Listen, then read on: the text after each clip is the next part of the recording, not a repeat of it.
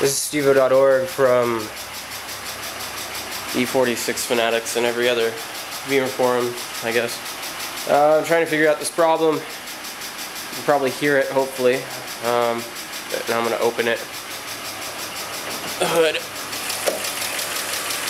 So, there's this clicking noise, and I don't know what it is. Click, click, click, click, click, click, click, click, click, click, click, click, click.